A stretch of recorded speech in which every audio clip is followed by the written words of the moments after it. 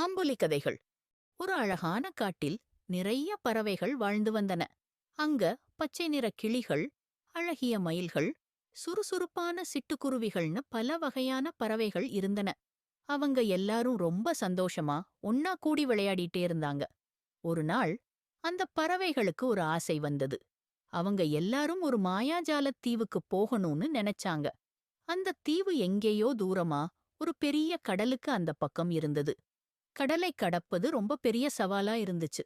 ஒவ்வொரு பறவைக்கும் ஒவ்வொரு தனித்திறமை இருந்துச்சு.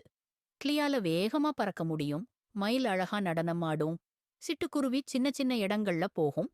ஆனா இந்த கடலைத் தாண்ட அவங்க தனியா எதையும் செய்ய முடியாது. அப்பதான் அவங்க ஒரு யோசனை பண்ணாங்க.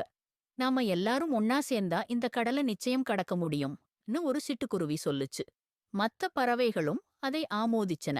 அவங்க ஒவ்வொருத்தரும் அவங்கவங்க திறமைகளைச் சேர்த்து ஒருத்தருக்கொருத்தர் உதவி பண்ணிக்கிட்டாங்க. ஒரு பறவைக்கு களைப்பு ஏற்பட்டா இன்னொரு பறவை அதை தாங்கிக்கிச்சு. ஒருத்தரோட வழி தெரியலனா இன்னொருத்தர் வழிகாட்டுனாங்க. இப்படியே அவங்க எல்லாரும் ஒன்னா சேர்ந்து ஒரு பெரிய கடலைத் தாண்டி அந்த மாயாஜாலத் தீவை அடைஞ்சாங்க. அந்த தீவு தானியங்களால பளபளன்னு நிறைஞ்சு இருந்துச்சு. அங்க இருந்த தானியங்களை ஷேர் பண்ணி சாப்பிட்டுக்கிட்டு அந்த தீவுல பறவைகள் ரொம்ப சந்தோஷமா வாழ்ந்தாங்க. குட்டீஸ், இந்த கதையிலிருந்து நாம என்ன தெரிஞ்சுக்கிறோம்? நாம எல்லாரும் ஒன்னா ஒற்றுமையா இருந்தா எப்பேற்பட்ட பெரிய சவாலையும் ஈஸியா கடந்துடலாம். ஒற்றுமையே பலம். சரிதானே?